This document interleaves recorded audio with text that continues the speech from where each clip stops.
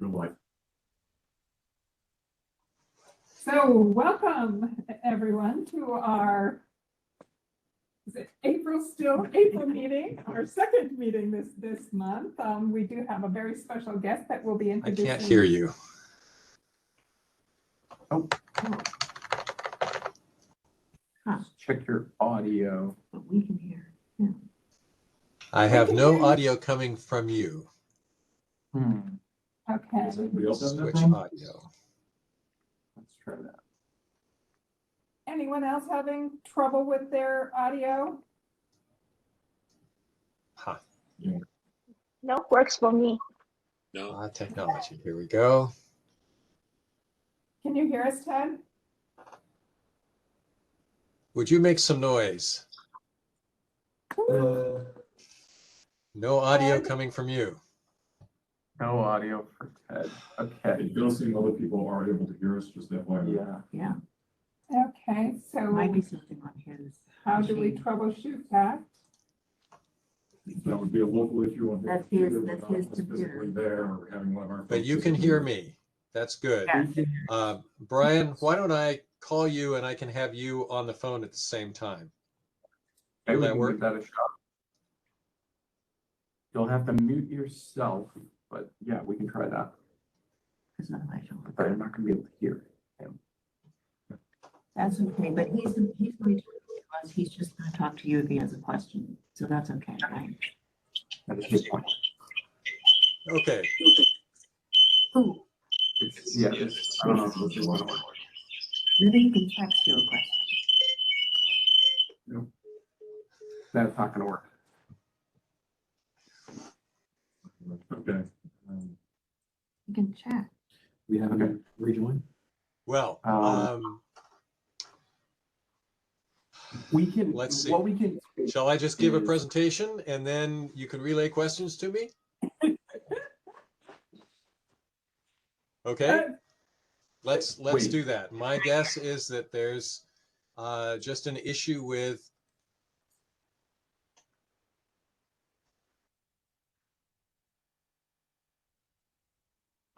He just muted himself. Oh, you called I him. muted him. Oh, you muted. Yep. Okay, this is what we're gonna do. I'm going to take questions and I will put them in the text box. There's a chat box on your screen. Now I can't hear. Oh, because you Okay. muted him. No. Can you hear us? You can hear us. You can hear us? But now we can't hear you. Okay, unmute yourself. Unmute yourself, Ted. here. There you I go. am unmuted. You are unmuted. I think we're here. Got it? Okay, magic. Awesome. Okay, so just took- we're Okay, gonna let's- start, we've been just holding the meeting, so I just welcomed our group to the meeting. And we'd like to first start with a staff report, and I'm gonna pass that on over to Brian. Yes, very brief staff report. We've to date, or as of last night, we've received 15 total submissions from 8 different individuals as of late last night. So that is really the sum substance of the staff report. If there's anything else you need us to report out on, I'm happy to do so. If there's any specific questions. Great, so we can return to this afterwards because we do really want to get to this discussion about our design review and scoring process. And today we have a special guest, Ted Kay of the North American Vexillological Society and author of Good Flag, Bad Flag. And he's going to provide us or share with us his experience and insights about the review and selection process so that we can inform our process. So Ted, you can take it away. Great. Well, thank you very much. I'm interested in flags. I collect flags. They are my travel mementos of where I've been to. And years ago, I compiled the flag design guidebook, Good Flag, Bad Flag. And that's gotten me into the flag design process across the country. I've consulted to more than 100 cities, some states, even a country, and a handful of counties as well. And what I've shared with Brian and Colleen is that the design of the flag is the easy part. It's only about 10% is the design. The other 90% is the public relations and politics around flag design. But you're narrowing down flag designs to something that ultimately will represent Howard County is going to be a fun process. And I'd like to share with you just some things that I know about that. I'm going to do it in two parts. One, I'm going to give you a very quick briefing on flag design. And the idea here is that we want you to be aware of what group, what club you want your county's flag to join. So you know what you're aiming for. This is the design side. And then second, I'll give you my thoughts on the process by which you will take the submitted designs and narrow them down to finalists. And in order to do that, let me start. I'm going to try to share my screen. Application. No application. Window. Here we go. So I'm going to start with an apology. Can you see my screen? Yeah. Yes. Okay. I'm going to start with an apology, and that is that my screen is, or my presentation is focused on city flags. I know you're a county, not a city, but this is a presentation that I've done for city flags. Everything applies in the same way, but I just apologize for having to say city rather than county. Well, Or not. I'm going to do it. I'm going to do it this way because it wouldn't advance for me. I want to give you a.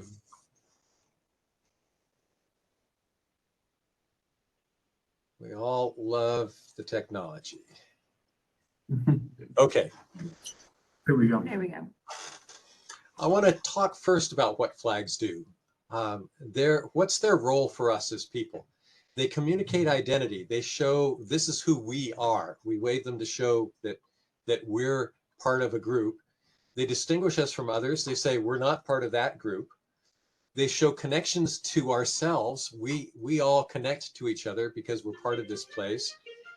It builds commonality that we're in this together under this flag. And it stirs emotions. A flag will stir emotions about a place, saying this place is our place. Counties versus cities, you have very interesting dynamics, and a flag can help with that.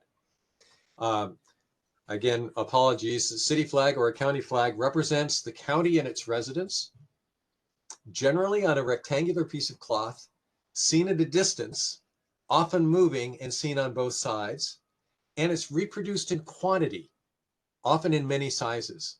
Now, I say all of this because the design of flags reflects this specific functional use.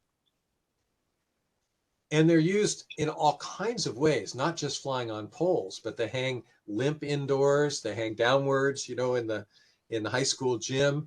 They're on uniform patches, they'll be on lapel pins, they'll even be on ships sometimes. You'll see them painted on buildings. In the worst of cases, they cover caskets. You see them in sports celebrations. You also see them flying with other flags. You see them on vehicles as flags or as stickers. You see them as a template for other flags, say derivative designs, and also stickers, t-shirts, mugs, and use in exchanges. What I'm trying to show you is there's just lots of uses for a flag that reflect these design challenges and these use challenges. Now, the good flag, bad flag articulates 5 basic principles of flag design, and they're not very complicated. In fact, some people have told me that these are just the basic principles of design. The first is simplicity. We like to say that a flag should be so simple a child can draw it from memory. The second is use meaningful symbolism. The colors, the shapes, the patterns on the flag should relate somehow to what it represents. You only need 2 to 3 colors to have an effective flag. and you don't need to put lettering or a seal on the flag. There's design reasons against that. It's too complex, costly to make.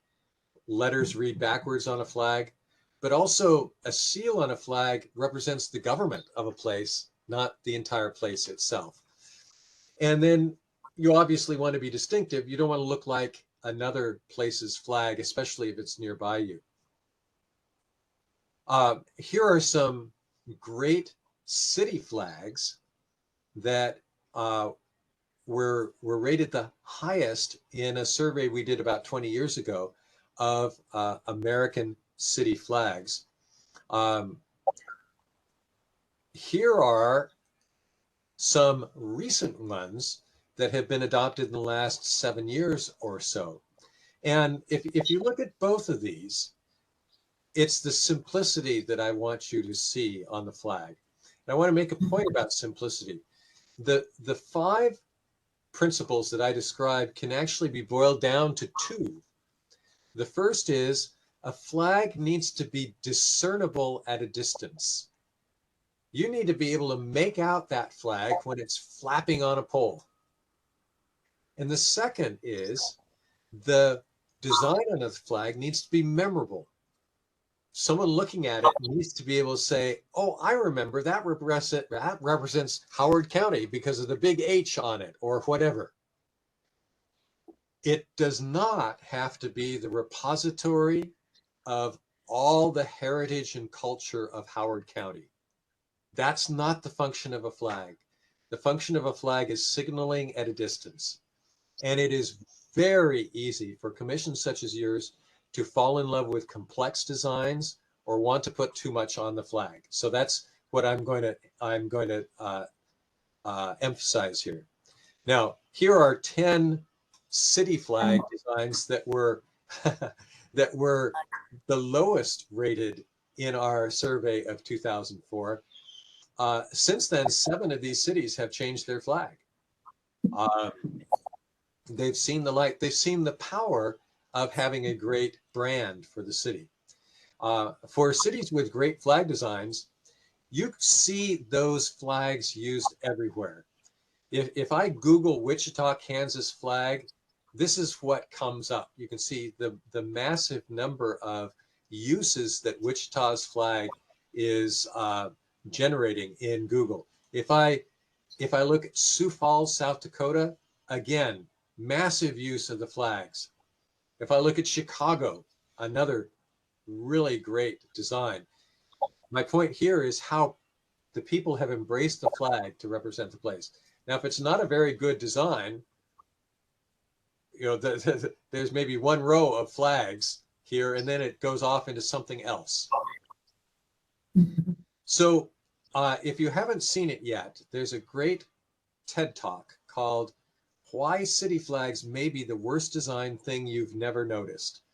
And if you want the same pitch that I've just given you, but in a much more entertaining way, Google Roman Mars TED Talk flag design and watch it. It's 18 minutes long, and it is quite entertaining, and it has been quite influential. So I told you some of those poorly rated flags got updated. Here are some of those. Here are some others that places are considering. Portland, Maine, Albuquerque, City of Austin, Bowling Green. Here are some very recent updates. Salt Lake City, Tulsa on the right, Topeka, Kansas on the lower left, and Burlington on the right. I actually had a hand in most of those. I was on the committee for Salt Lake City, and I helped coach the judging committee for Burlington, Vermont. So just to wrap up on design, a common challenge, as I mentioned, is wanting to put too much on the flag, trying to put on something for everyone. Think of Canada, think of Japan. Now I can say those flag names, and you can bring up in your mind what Canada and Japan look like. And they are very simple, and they've got just one idea going on them. You know, the rising sun for Japan or the maple leaf for Canada. But that single idea lets people who see them say, I remember that's Canada. I remember that's Japan. That's all the flag needs to do. The second challenge that commissions like yours will initially run into, not yourselves, but people will say to you, how can we tell that's our flag unless we write Howard County on it?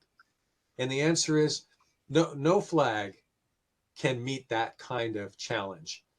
It doesn't say Japan on the flag, but once you were told it was Japan, you could remember that. And then the last point, I alluded to this when I was talking about seals, is the flag does not represent the city or the county. It doesn't represent city or a county government. It represents the entire place. And often when the elected officials of a city or a county are adopting a flag, they tend to think that the county is the government of the county rather than the entire place. And why would any individual want to fly the flag of the government of his county from his house?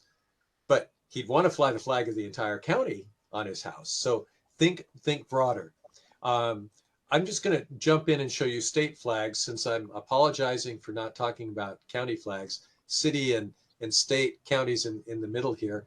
Here are the best U.S. state flags in a survey that we held 20 plus years ago, and I'm happy to have Maryland in this chart. Here are 10 very ineffective state flags. You know, what's the difference between the great designs and the poor designs? Simplicity and distinctiveness. In the last couple of years, Mississippi, Utah, and Minnesota have adopted new flags. These are their new flags right here. Minnesota's becomes official on May 11th. So I've told you the basic principles of flag design, and I'm going to stop there, but I'm going to give you one more idea, and that is what I call the 1.5 inch rule. A 3 by 5 inch flag, 3 by 5 foot flag, seen 50 feet away on a flagpole, is the same size as a 1 by 1.5 inch rectangle seen 16 inches from your eyes. So that's the rectangle that you should be working on. That tiny little space, that's, if the flag design is successful in that, it's going to be successful on the flagpole. So I'm going to stop there and with my sharing and see what questions I can answer about flag design before I jump in to the flag process. Okay, so do we have any questions? Anybody online have questions? I was just gonna say, we shared all this in our design criteria that went out to people submitting, because we wanted to make sure that we were advising people as they started their design process. So it's nice, though, to have it articulated and have more examples that make it clear. So thank you for that. Great, and thank you. And what we observe, we did a survey recently on 300 plus U.S. city flags that have been adopted in the last 7 years, and 60% of them got a D or an F score. We in the flag world have done actually a really good job at educating people who design flags, but we failed to educate the people who choose flags, or failed to do it enough. And so that's why I emphasize this. I saw a question pop up, and now I don't see how to see the question. Here we go. Are there any colors we should avoid altogether? Should we stick to primary colors? The 2 points to make about colors. One is the basic flag colors are red, white, blue, green, yellow, and black. And you probably don't need anything besides 2 to 3 colors in that palette. there might be different shades of green or different shades of blue or yellow or red that you may use. However, flag fabric from the mills that make flag fabric only comes in about 40 different colors. So when you get down to the very end of your process and you're specifying the colors, you want to make sure that you choose colors that are available from the flag mills. Of course, you can always print your flag, a 3x5 foot flag you can print, but if you're going to make anything that's much bigger than that, you're going to need to have it sewn. And if you sew it, you're going to need to make it out of flag fabric that exists. So don't specify colors that don't exist. The second point I'll make about colors is that there's a rule in heraldry, which also applies in flags, and that is that light colors shouldn't touch light colors and dark colors shouldn't touch dark colors. So you wouldn't want to put blue next to black or green next to blue or white next to yellow.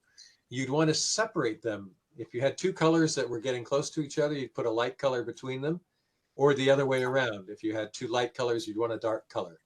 So those are two comments on color. Okay, other questions?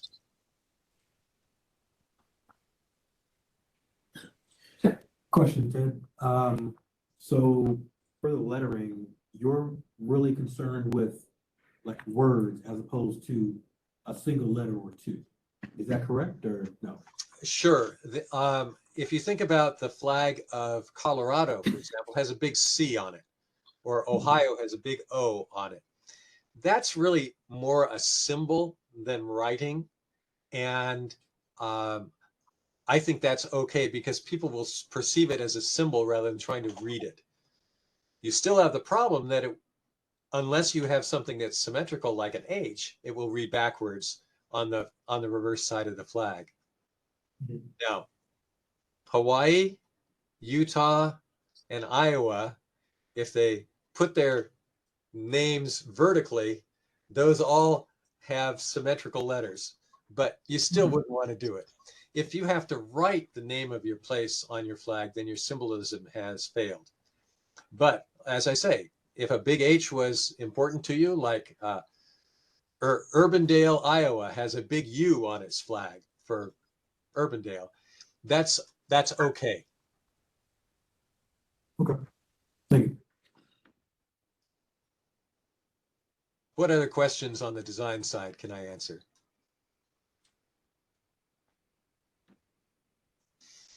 Well, let me jump into process then. Catherine has her hand up. Somebody has a hand up. Catherine? Okay, go ahead. So I saw that some of the higher rating flags had some sort of symbol. And my question is regarding the ratio of the symbol to the flag itself and the placement. Would it be more recommended for it to be like in the middle or aligned to the right? Well, I guess to the left, right? Because of how it'll hang on the pole. That's Like, right. what would be your recommendation there?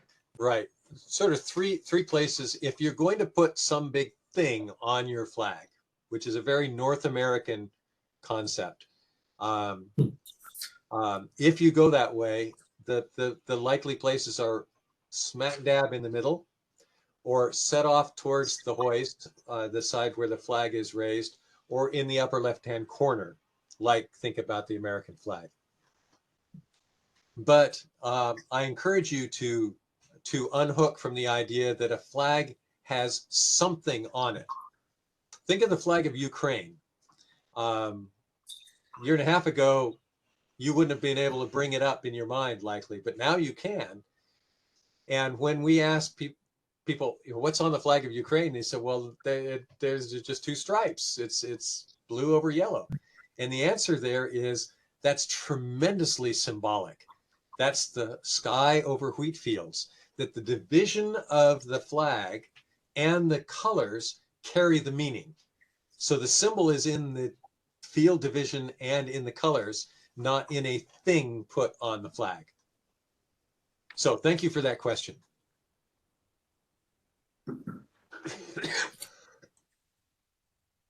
Any other questions? I don't have any questions. No, I think we're in good shape. Okay, let's talk about process.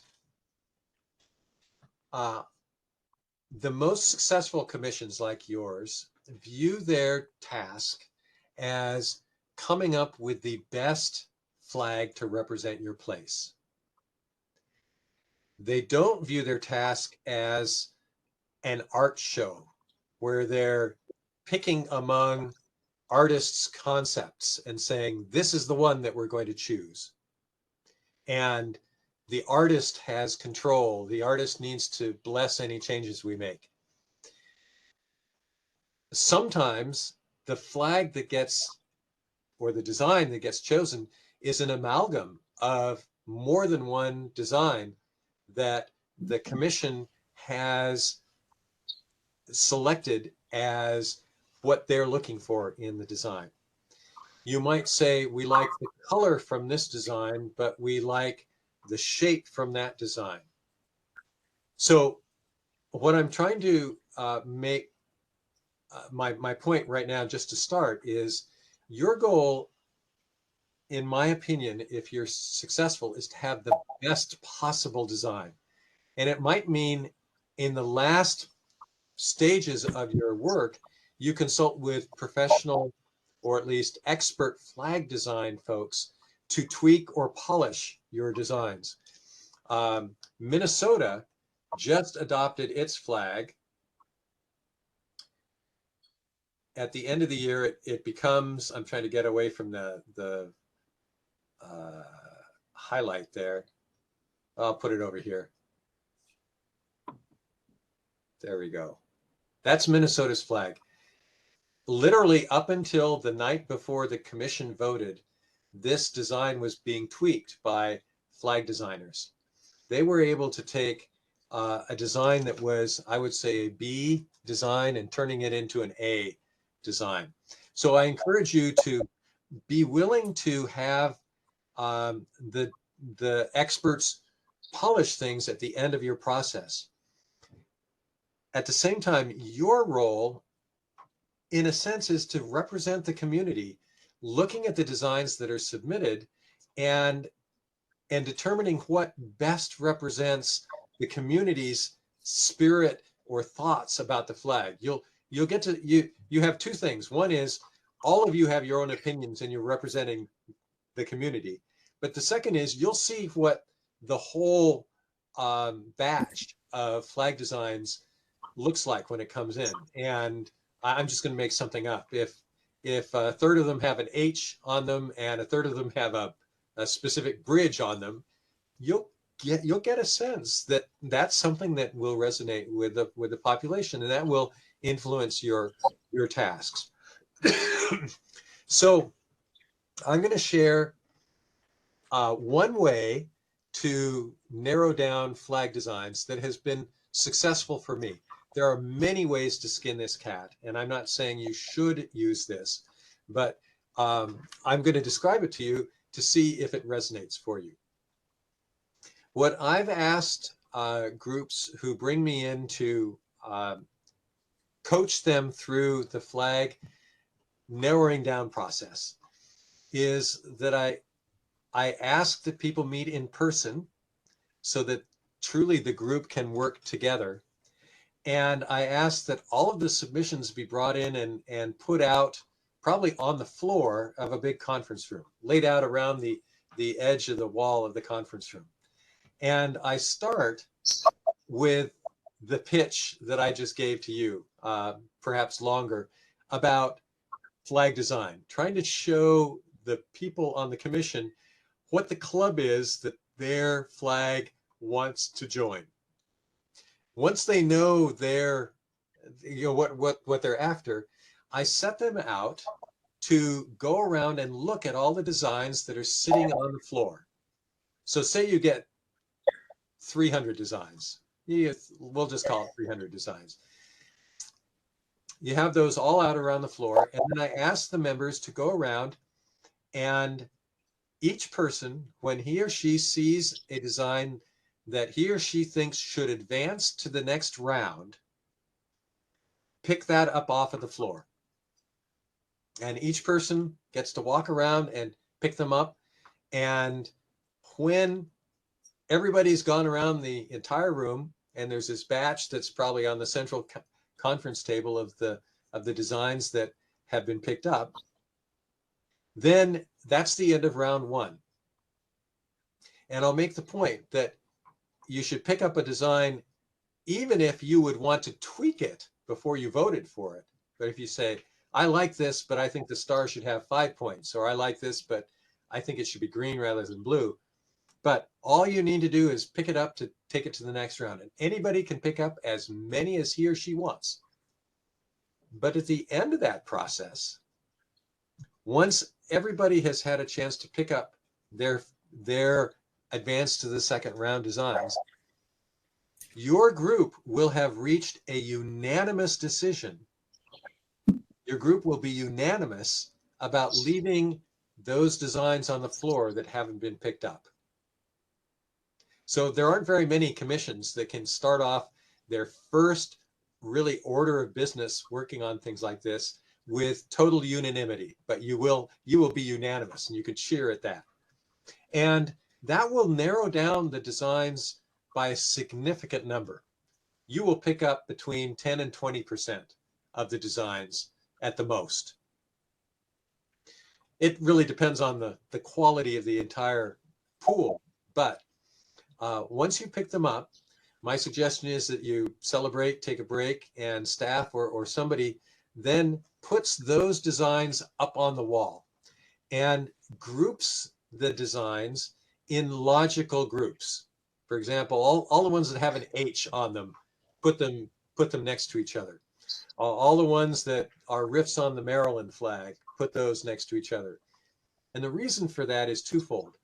The first is when person A walked by and found the flag with an A, saw several flags with an H on it that he liked and picked up one of them, the next person to walk by and liked an H flag didn't get to see that first one and picked up the second one.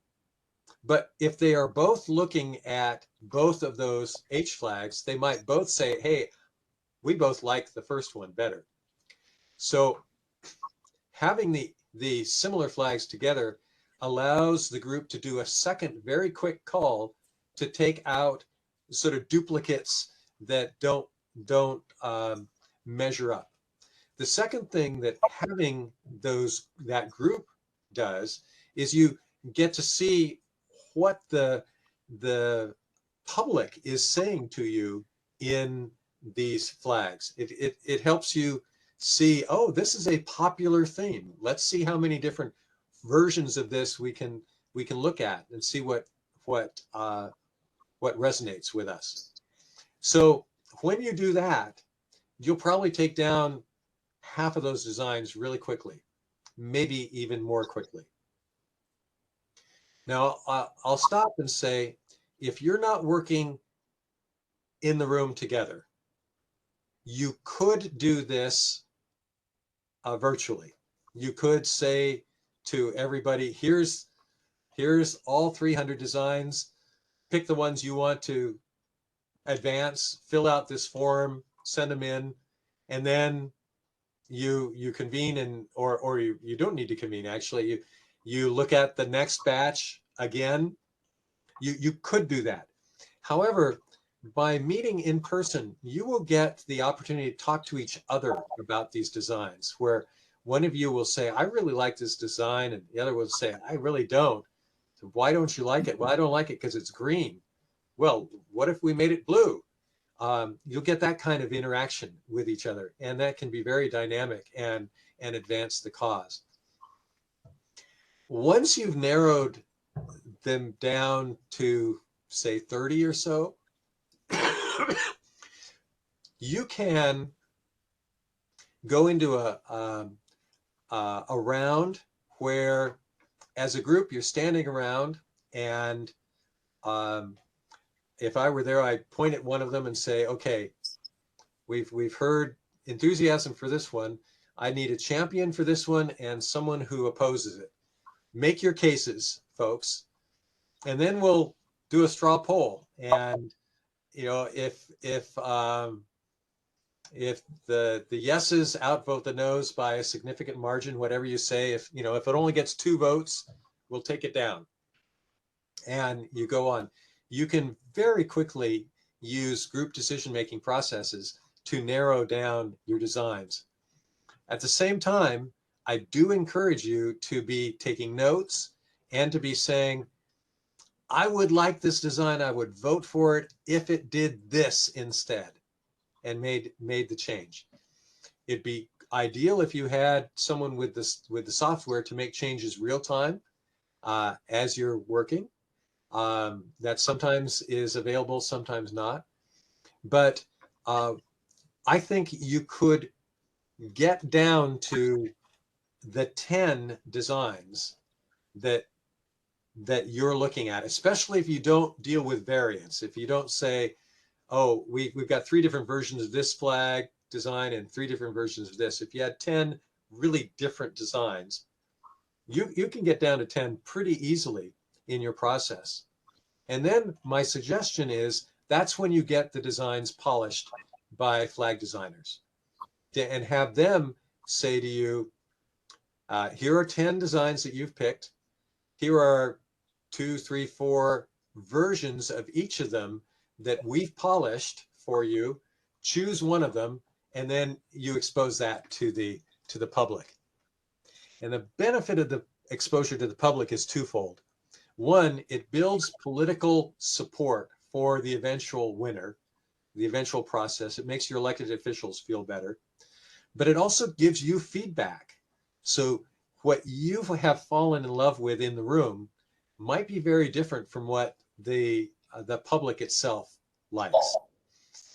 So if you, though, are exposing well-designed flags, 10 well-designed options for them, then those designs will be competing sort of on an equal playing field, on a level playing field. And then you'll get your responses to them, and they may tell you, hey, we like green rather than blue.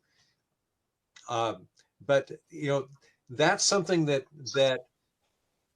I think you make the call once you get the public's response. You see how strongly people feel about things. It may be that you get results and they're all over the map, or you get results and a handful of designs are really floating to the top. So I'm going to stop there and see what questions you can ask at this point. So I had a question about one of the last things that you just said. Now you said if we narrowed down the flags to 10 designs and then had a designer come in and rework them, maybe giving us 2 to 3 additional designs for that design. Right. Are you suggesting we put all 40 of those designs up? No. Okay. Sorry not to be clear. I think you have a session and you say, oh, wow, that really got improved. We like version B of the new one. So that's the one we choose. And so just 10, but 10 that are polished. Okay, great. Anyone else have a question at this point? That's good. Oh, Glenn? Yes, I'm wondering whether you can speak to when the public should have a voice in choosing the design. How do they come into the process? Yeah, my thought there is that when you have 10 polished finalists, you expose them to the public, not for a vote, because that will trap you. You want their response. And you can ask them for 2 things. One is to rate the design. I recommend a scale of 0 to 10, which is really robust and gives you fine gradations. Ask people to rate each one. I give this an 8, a 6, this is a 9, this is a 3, this is a 0, and to add comments if they wish. Things like that that University of Oregon logo looks like a toilet seat up, or something like that. Things that you wouldn't otherwise know. And the combination of their commentary and how they how they rate those designs will give you some really good feedback. And as I said, that also will make your elected officials feel better. If you're choosing something that when you get down to your final three, if they're among the ones that were more highly rated, that's going to make the elected officials feel that they're getting out in front of the way the public wants them to go.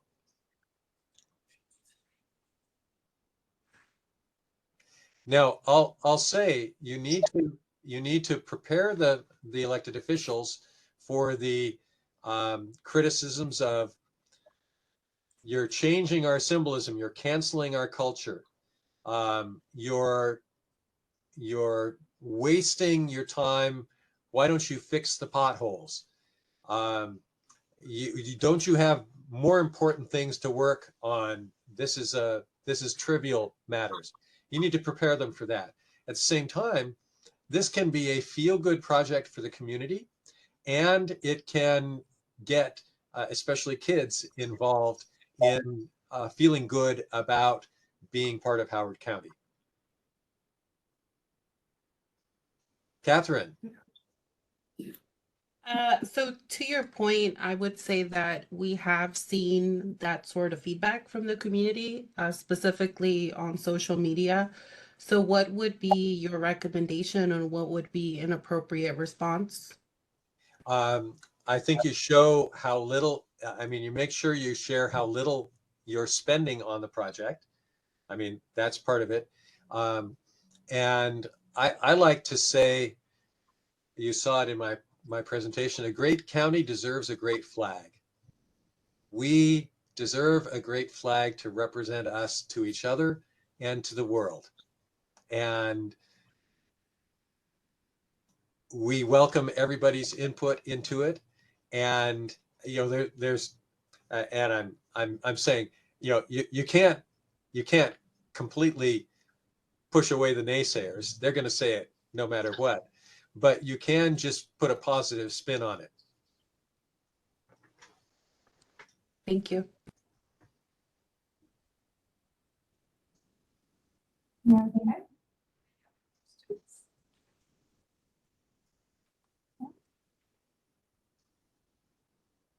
I think that's it for questions for that part.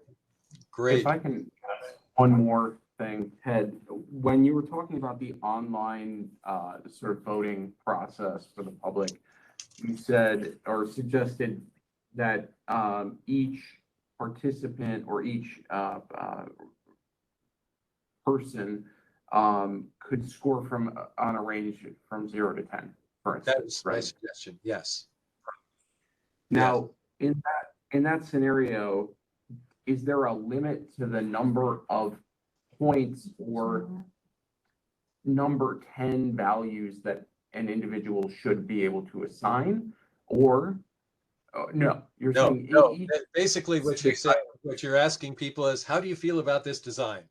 Is it a 0? Is it a 5? Is it an 8? Is it a 10? You're not, again, you're not asking the public to tell you which flag you should choose. You're asking the public to give you input about these designs that you're considering.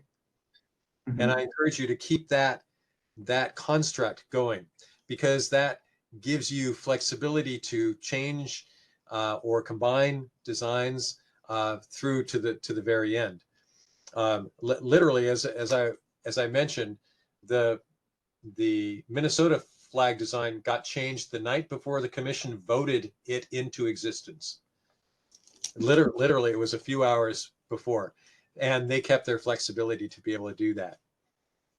What you'll find is that when getting ratings for flags, the pattern of the ratings is important. You might see one where the ratings, if you align them by number of votes for each number that one gets a few ones, a few more twos, a few more threes, and it's higher and higher up to 10. That there's an upward sloping curve to the way the voting is. There might be one that's just a bell curve around, say, 4 or 6. There's another one that might be going the other way, that there are fewer 10s and a lot more zeros. It's that pattern that's going to tell you about the strength of people's feelings about that design. And sometimes you'll see a bimodal distribution. Some people hate it and some people love it. But that's going to be good information for you that you're never going to get if you force ranking or if you get people just to vote. But anyway, I come back to the point that all of that is just input to you as the commission. The commission, assert your authority. Okay.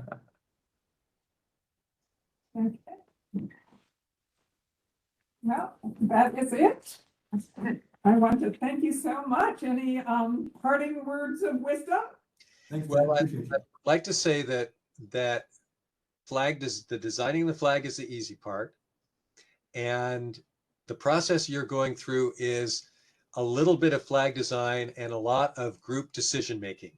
And there, as I said, there's lots of ways to skin the cat, but if you find ways to hear what each other are saying about these designs and then figure out when to release, I love it, but everybody else hates it, I can release on that, you can get to your outcome pretty quickly. I'm actually, knowing that you're going to get to 10 means that your process is going to be really easy to get to 10.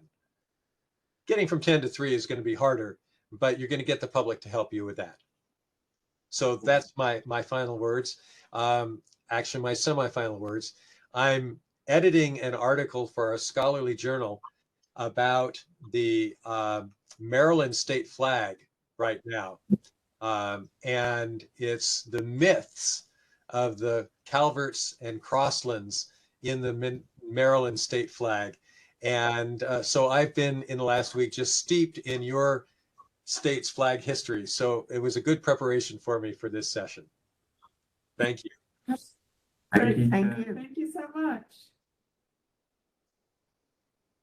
I will leave you.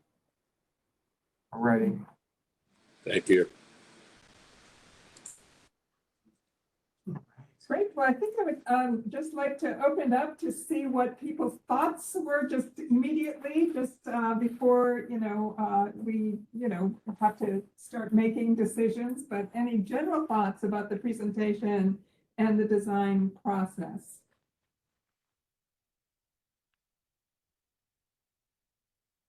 Well, I thought it was pretty on point. It was very concise, very clear recommendations and guidance.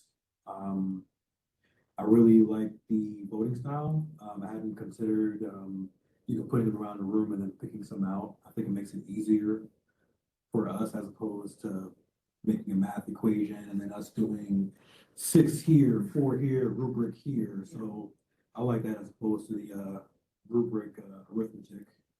And I also like the guidance on input. We're not so much getting critique or giving critique, we're just getting input to make a better idea. So Just as we get as we're collecting comments. it's very good.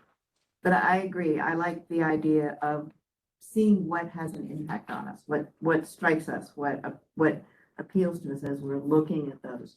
And then the idea that once we do that, look at ones that are similar and start to see, well, I didn't really notice that one was as much like this because it wasn't when it was laid out, and I picked up the one I saw first and didn't think about that. So giving us a chance to have a broad pool that we winnow down and then are able to compare and assess in something that gives us a context, and then get to something that we can then share with the public and hear back from them. And also keeping the lines open that, we may like this shape, but the balance or the proportion feels a little bit off. And so having somebody professional help us gauge that in order to make again, to me, most of this is gonna be about the graphic image and what it says to you, how it strikes you.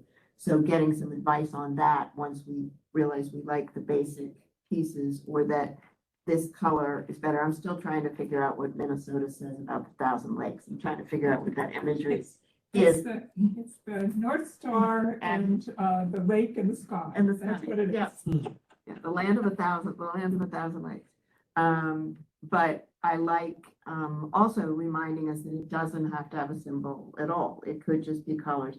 The problem with that is that there are plenty of flags that look like that. And then you have to argue whether the yellow is on the bottom, or do they go red, white, and blue, or blue, white, red, or whatever that is. So I think we might end up with something that has some sort of symbol or something that strikes. I mean, some of them look like a river running. Some of them looked not that it gives you a sense of that, but does not look directly like a picture of a river. So I'm looking forward to see. I think 15 is encouraging. So I'm glad that that's where we are, just barely a month in for people starting to spread the news about it and get it in and stuff. Mark has his hand up. Mark? Yeah, just a process question, and then I lost my other one there, but it'll come back to me. So we are narrowing it down to these 10 flag designs. At that point, and help me remember the process, I'm sure it's documented somewhere, but are we then sharing that with the public for comments, the 10? Yes. Okay. Yeah. Okay, that's what I thought.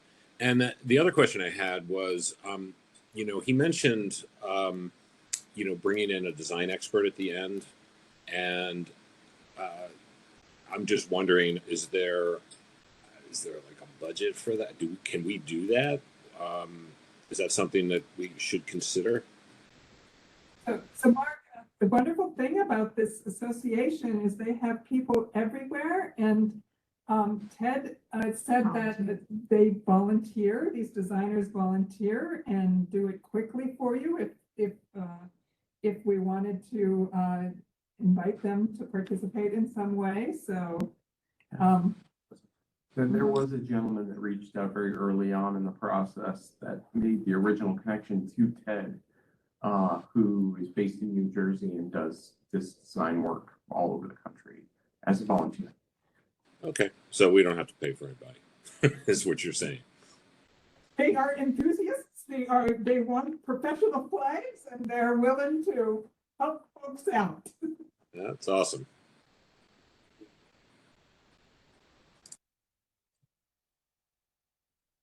Any other comments?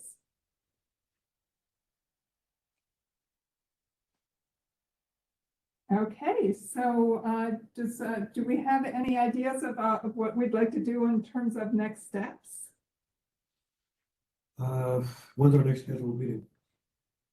We haven't scheduled one for one thing, but is there, do we want to talk about some process tonight? Or we do have a quorum if we wanted to begin talking about what our process should look like. Well, I do think one of the things that came up at the last meeting is that we do have milestones in the resolution for how this has to go forward in order for all the different parties who have to act on it go. So it might be a good idea to at least get a sense of where we want that September hearing, so that everybody's got that in their heads as something. And then as we look at the designs coming through, in mid-May, we look at where we are and you share that, and we see if it's time to be looking at anything or how much longer we think we're going to go. But we think, we're taking it to June, the end of June, right? June 30th. June 30th. Deadline. So just to get a better sense of where we are and how that's going, and if we want to up our advertising or try to get more participation in order to make sure that we get, and then look at that June 30th as a time that we're going to start looking at what there is there. But I think we have to have in mind what we have to have that's a deliverable, or what we want to put out at the public hearing. And I don't think we have to decide today what that will be, but I think we want to throw out maybe some dates. Because even booking a public hearing isn't necessarily something you can just do, and make sure that we've got that time reserved and committed.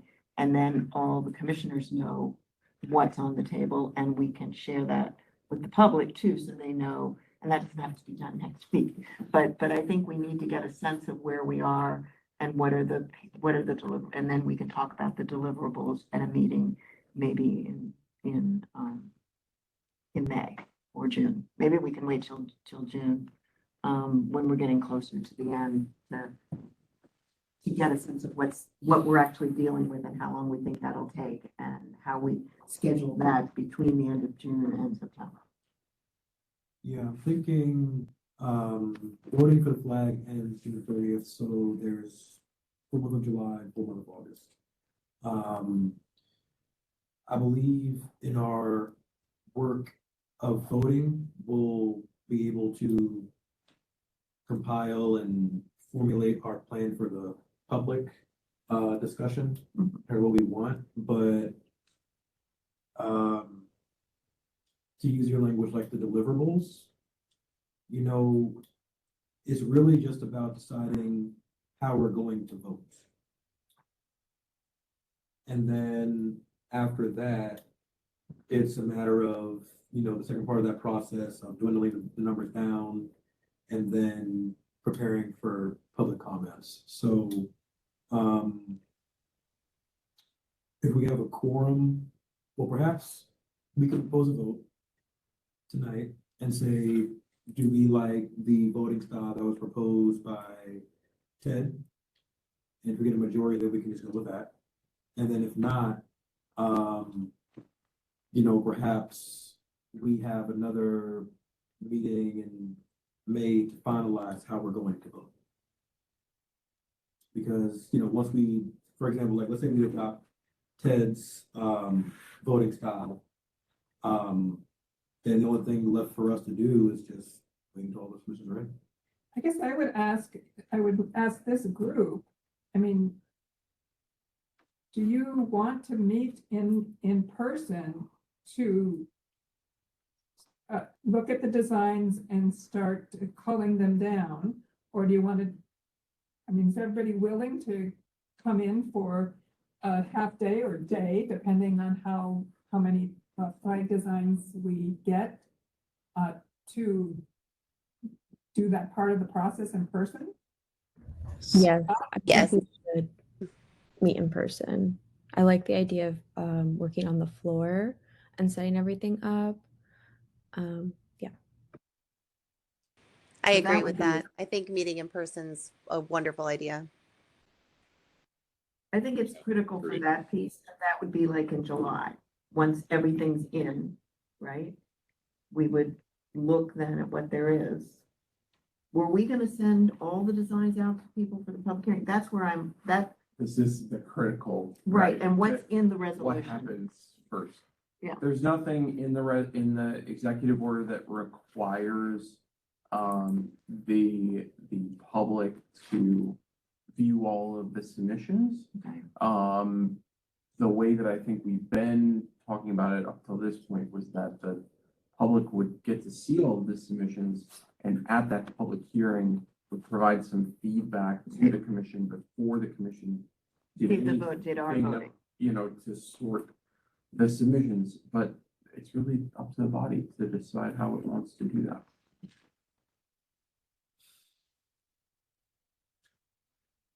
Yeah, so why don't we just call a vote to meet in July or August to do our in-person roundtable voting?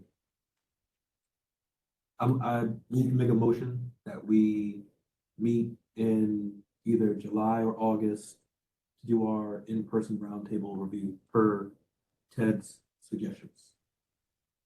Can I clarify that? Sure. Down to 10. Is it the intent is to get down to 10 before a public hearing, is that right? Yes. Okay. Yes. And what will the public hearing inform then at that point? I'm almost thinking that you have to have the public, Hearing the first. broader Oh, I public was hearing first, so that we can get some input Mhm. and thoughts about the design, and then have the meeting. So that public hearing has to happen first. Yeah. We could go immediately into a design review if we're all here Right. for that meeting, Public hearing. hear from the public. And then once that portion is finished, we could then, have the designs, With, placed everywhere. with those comments in our heads. With at least. those comments in our head at that moment in time. Okay, so then the thought is that we won't have a top 10 for the public. We'll get public input and then we'll finalize our top 10. Then we'll do our Correct. top 10, and then Yeah. those will be posted on the website for the public to review and give us their rankings and comment. I have Catherine has a comment or a question. I was just gonna ask if Brian still had that visual timeline that we looked at, because I'm a visual person. And it'd be great to see where we could have that in-person session so it aligns with the projected timeline, because I know we also have like a deadline. Yes, this would be great. Thank you. Okay, so we are looking at, so the submissions would have been completed at the end of June. And then that we're in this summer vacation mode, right? Where it's gonna be hard to get everybody together. And then the thought was doing an early September public hearing. Mhm. Afterwards.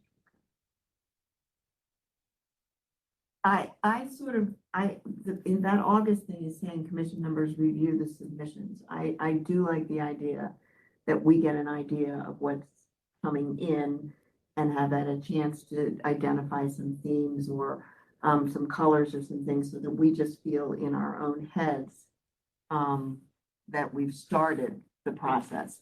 Then have the public hearing, okay? So that we hear from others in terms of what they think is important or what they really thought is nuts or whatever, or what they would rather see, or whatever it is that they want to bring comment on. And then we take what our initial review was ourselves and what we hear from the public and do what Ted suggested as a group, so that we are then assessing together and sharing, some of our comments or our whatever with one another as we walk around and do that. Okay, Chelsea, I see that you've got a question. Yes, just to clarify. So at the public hearing, we're going to show every submission, or are we trying to get it down to only 10 that's going to be shown to the public? Yeah, so yes, the public hearing, the concept is that the designs would be posted online for probably mid to late July. The public could review them, and we could also preliminary view them online. And then a public hearing would happen in September, in which the public would come in. And I'm not sure that we'd have the designs in the room or not, but they could comment on what they've seen online and what some of their thoughts about the themes or specific designs or general themes, whatever comments they have, they can share with us. We can listen. We might hear some interesting themes and ideas. And then we could go immediately into our selection of the top 10. So then we wouldn't actually choose, we wouldn't meet in person until after that hearing. It could be immediately after that. Okay. That could be the same day, yes. Okay, that helps. So we could, and then we'll select the 10, and then it will show that again to the public, the 10, but ultimately that's just feedback. Correct.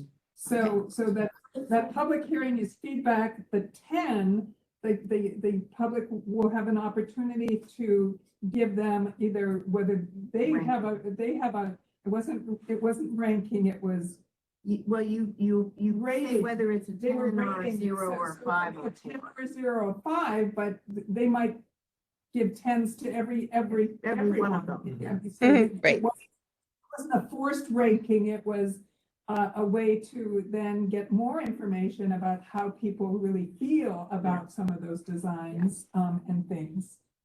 Got it. Thank you. And we might also hear their comments that they like this one, but they think the blue is too strong, or they'd rather have some red accents on it, or whatever else they have. So that'll take some culling through, plus our original ones, we may each pick more than 10 that we think stood out. Right. And then we'll do the next piece when we put them together. Right. And now we get down to our top 10. Because we did our homework before. Because we do our we've already done our homework. Anyone else have some thoughts about that the process that we're talking about? Chelsea, do you have your hand up? Or is that from before?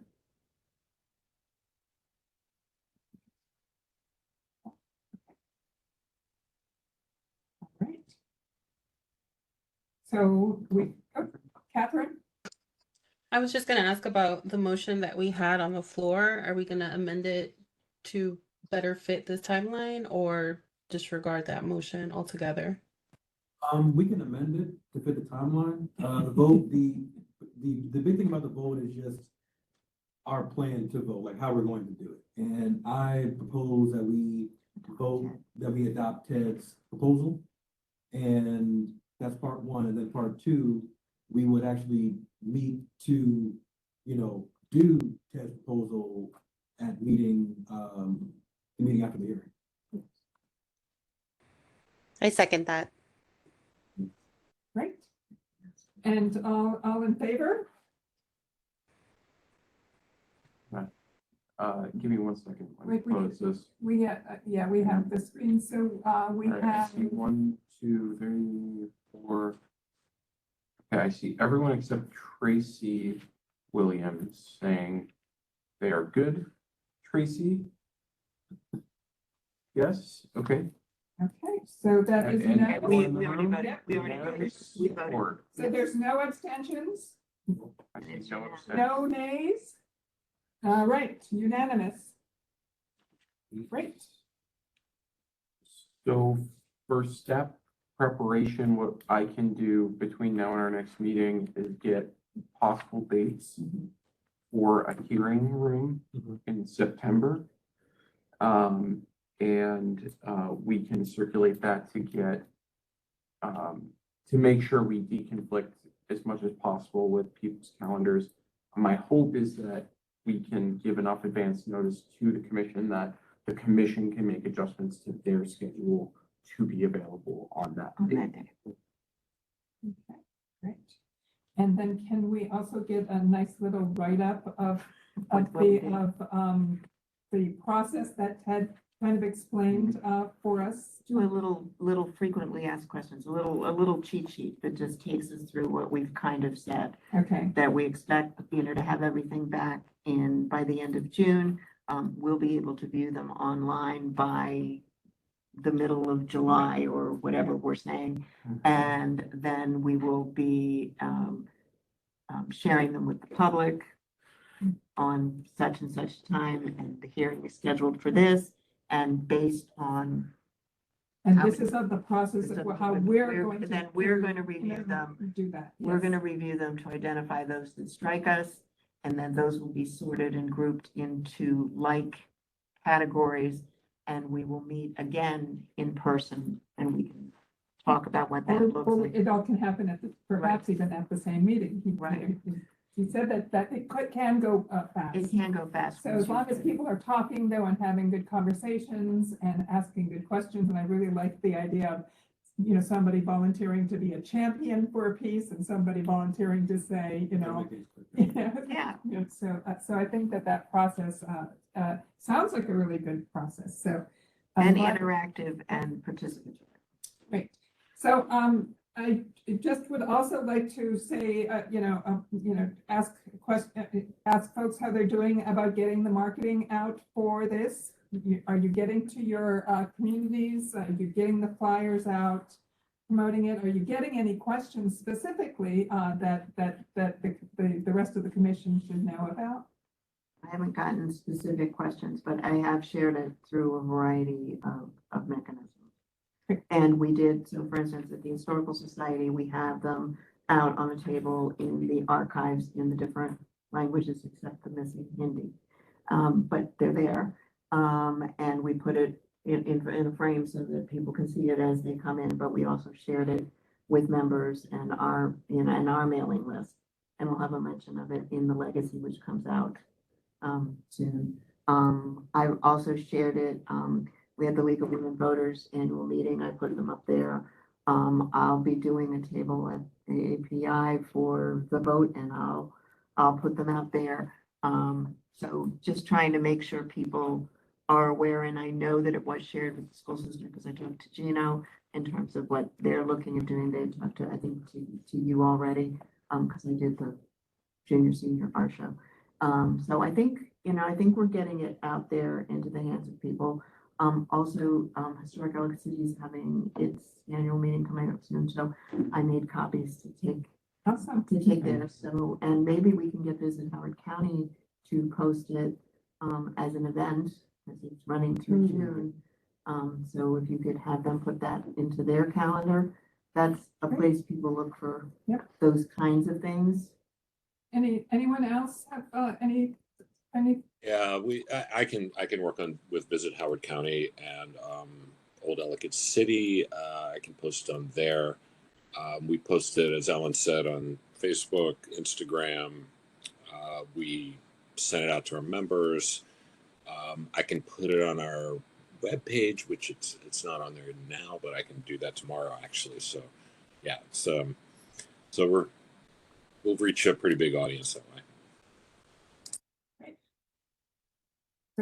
At the Arts Council, we've been doing some tabling events, and our community engagement person, the most questions she gets at the Arts Council table is about the flag design process. And so she's gotten a lot of interest, lots of questions, and so I'm happy to report that.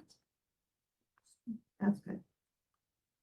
And anything you've posted or anybody else has posted, I've shared personally. Yes. So if there's anything, if there's anything else out there, so people know that various people are involved in this and following it and supporting the effort for broad community involvement. And we think that WBAL is going to host to do something. They came to film the current flag. Yes. Did they have questions? They had a few questions, and they had a camera, and Brian and I were there. So, Holly did a great job. So we're hoping that does make it on air, but you never know about those things. So yeah. Alrighty. Anything else that any of the members would like to bring up for the good of, or have any further questions?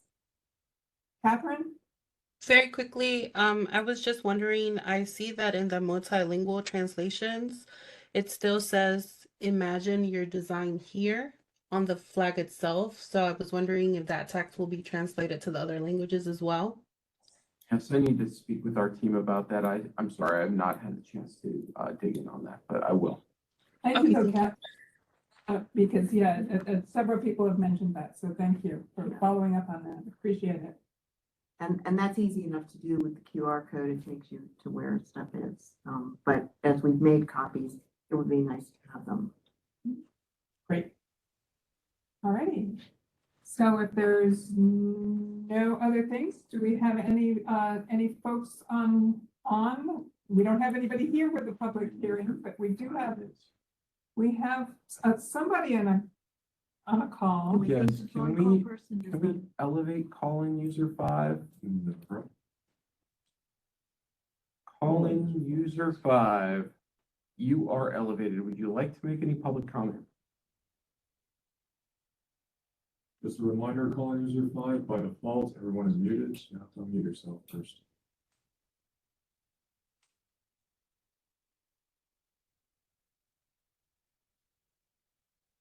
Not sure. Give them another minute here to make sure they, We gave them opportunity. yes. So, and I guess, I mean, I should have probably done this ahead of time, but do we need another meeting in May? I don't think so. I don't see a reason for a meeting until we've got the submissions in. And I think we would appreciate maybe an update in May of how many, you know, how many we've received. And again, the question kinds of things that you summarize, not a full-fledged report, but just an update in terms of what kinds of questions we've gotten and what number of applications we've received, just so we have a sense of where it's going. All right. Well, thank you all very much. Let's adjourn this meeting. Do we have a, I think we can adjourn by consensus. all right, there you go. I try this every time. Thank you all for attending. Appreciate it very much. All right, thanks, guys. Good night. Thank you all.